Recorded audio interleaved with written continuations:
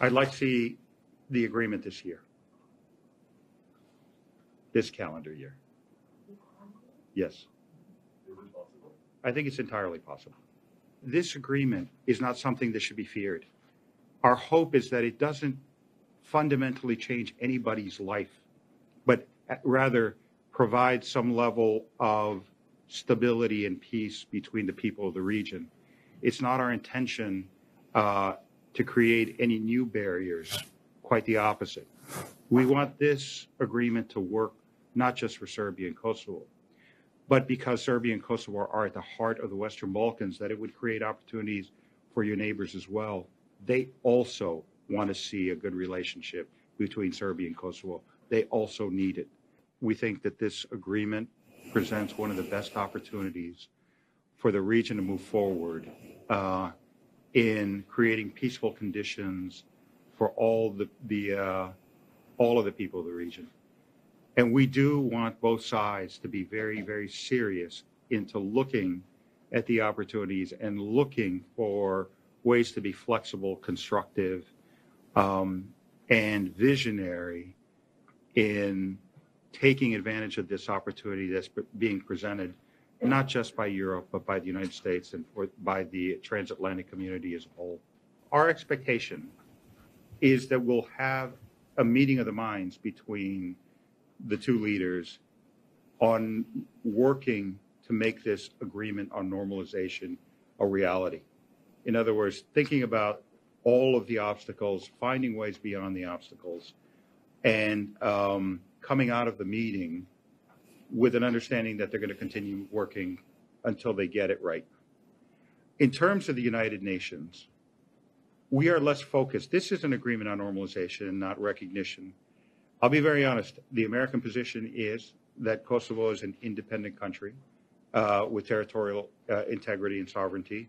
And we do believe that the region would benefit from mutual recognition. This is not about that.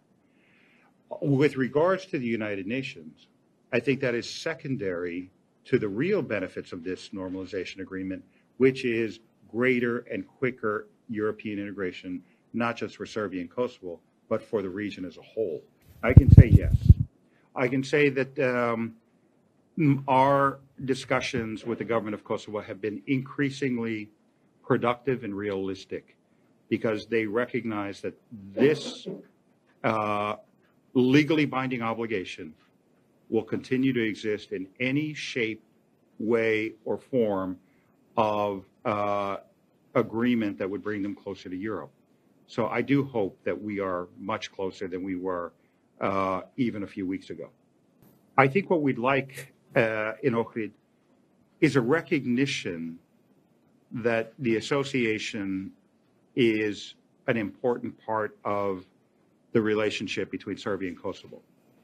And when I talk about it as a requirement, I don't mean to be confrontational or putting out some sort of challenge. It is a fact that the association appears in the Brussels Agreement. It appears in this agreement. It is part of the European Council's conclusions. It is the policy of the United States. So it will happen.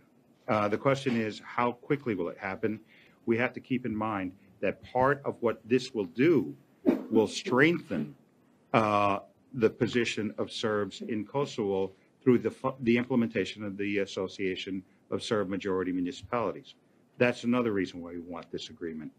So that is one thing that Europe, the United States, and we hope both sides recognize, is that this is a really good opportunity.